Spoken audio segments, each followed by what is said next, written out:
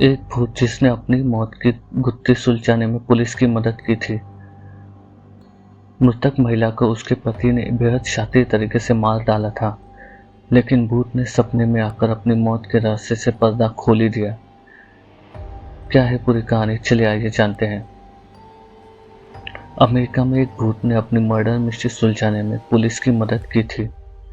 यह घटना अमेरिका के वेस्ट वर्जीनिया राज्य में ग्रामीण क्षेत्र ग्रीन बेयर काउंटी में आज से करीब 125 साल पहले घटी थी।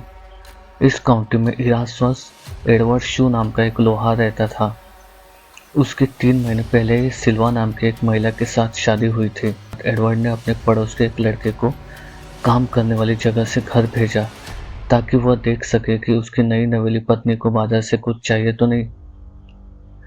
जब यह लड़का ग्रीन बेयर काउंटी में उसके घर दरवाजे पर पहुंचा तो उसने सिल्वा को सीढ़ियों के नीचे पड़ा पाया। एक पल के लिए वो लड़का ठिठक सा गया। उसे समझ नहीं आ रहा था कि वो क्या करे। उसने सिल्वा को सीधा किया और चेक करने की कोशिश की कि आखिर हुआ क्या है। सिल्वा का सिर एक तरफ झुका हुआ था। पहले तो उसे लगा कि सिल्वा शायद सो रही है। वो चुपचाप उनकी ओर बढ़ा और मिसेस शू कहकर उन्हें जगाने की कोशिश की। कोई जवाब न मिलने पर वो घबराकर वहां से दूर चला गया और अपनी माँ को इस बारे में बताया। पड़ोस में ही रहने वाले उस लड़के की माँ ने सिल्वा को बेशुद्ध पड़ा देख स्थानीय डॉक्टर और सरकारी अधिकारी जॉर्ज डब्ल्यू कन्नम को बुलाया।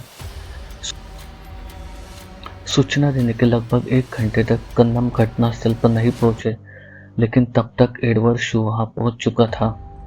वो अपनी पत्नी के शव को वहां से उठाकर बेडरूम में लेकर गया, उसे नहलाया, कपड़े पहनाए और बिस्तर पर लिटा दिया।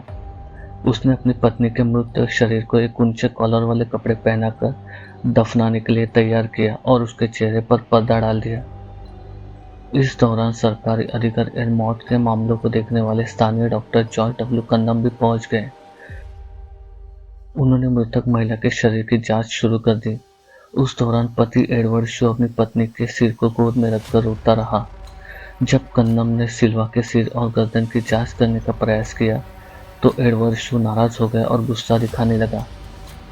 कन्नम शू को नाराज नहीं करना चाहते थे, इसलिए चुपचाप वहां से चले गए। उन्होंने सिल्वा के बाकी शरीर की जांच के दौरान कुछ भी गलत नहीं पाया था। कन्नम कुछ हफ्ते पहले सिल्वा का इलाज भी कर रहे थे, इसलिए उन्होंने मृत्यु के कारण को अचानक आई बेहोशी करार दिया। उन्होंने बाद में इसे गर्भावस्था से जुड़ी परेशानियों से भी जोड़ दिया। सिल्वा के शरीर को लिटिल सेवन माउंटेन के उसके बचपन के घर ले जाया गया और दफनाया गया। ताबूत में भी सिल्वा के सिर और गर्दन को शू ने किसी और को न छूने दिया और न ही देखने दिया।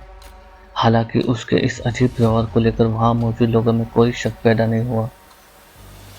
सिल्वा की मां मैरी जेन हिस्टर को छोड़कर हर कोई इस मौत को प्राकृतिक मान रहा था। वह शू को कभी भी पसंद नहीं करती थी और उन्हें बिना सबूत के भी यह यकीन हो गया था कि शू ने उसकी बेटी की हत्या कर दी है। पर बड़ी बात यह थी कि सिर्फ सिल्वा ही बता सकती थी कि उसके साथ क्या हुआ था। ऐसे में मैरी जेन हिस्टर ने सिल्वा की आत्मा से बात करने का फैसला किया। उन्होंने आत्मा को बुलाने के लिए कई विशेष पूजा और प्रार्थनाएं शुरू कर दी। कई हफ्तों तक सुबह शाम प्रार्थना करने के बाद उसे सिल्वा की आत्मा से उत्तर मिला। हिस्टर ने दावा किया कि उसकी बेटी उसे अपनी कहानी बताने के लिए लगातार 4 रात सपने में दिखाई दी। उन्होंने कहा कि आत्मा एक पहले उज्जवल प्रकाश के रूप में प्रकट हुई, धीरे धीरे एक मानव रूप लेकर अपनी कहानी बताने लगी। इस दौरान पूरा कमरा ठंड से भर जाता था। लगातार 4 दिनों तक सिल्वा की आत्मा ने अपनी मां को सपने के जरिए पूरी कहानी बता दी। सिल्वा के भूत ने उसकी मां के सामने कबूल किया कि शू ने उसके साथ क्रूरता और दुर्व्यवहार किया था। एक रात जब सिल्वा ने रात को खाने में मीट नहीं बनाया तो उसने सिल्वा पर हमला किया और मारपीट शुरू की। शू ने मारपीट के दौरान सिल्वा की गर्दन भी तोड़ दी थी, जिसके बाद सिल्वा के भूत ने अपना सिर पूरी तरह से पीछे घुमाया और वहां से चली गई। इस घटना के बाद सिल्वा की मां पब्लिक प्रोसिक्यूटर जॉन प्रेस्टन के पास गई और मामले को फिर से खोलने की अपील की। प्रेस्टन ने भी भूत के बारे में उसकी कहानी पर विश्वास किया और आसपास के लोगों से पूछताछ शुरू कर दी। शू के पड़ोसी और दोस्तों ने एल्वा के अंतिम संस्कार के दौरान उसके अजीब व्यवहार के बारे में सरकारी अभियोजक प्रेस्टन को बताया। डॉक्टर कन्नम ने भी स्वीकार किया कि उन्होंने सिल्वा के शव की पूरी तरह से जांच नहीं की थी। प्रेस्टन के लिए ये दोनों बयान शव के फिर से परीक्षण के आदेश को पाने के लिए पर्याप्त थे। उन्होंने कोर्ट के आदेश से शू की आपत्तियों के बावजूद शव को कब्र से बाहर निकलवाया और जांच के लिए मोर्चरी लेकर गए। एक स्थानीय समाचार पत्र द पोकानहोर्स टाइम्स ने बाद में रिपोर्ट किया कि गले पर उंगलियों के निशान पाए गए थे, जिससे पता चला कि सिल्वा की मौत दम घुटने से हुई थी। उसके गर्दन पर गला घोटने के निशान पाए गए थे, जिससे गर्दन की नस और कोशिकाओं को काफी नुकसान पहुंचा था। गर्दन की हड्डी भी टूटी मिली, जिसके बाद इस मौत की विस्तृत जांच की गई और शू को उसकी मौत का गुनहगार माना गया।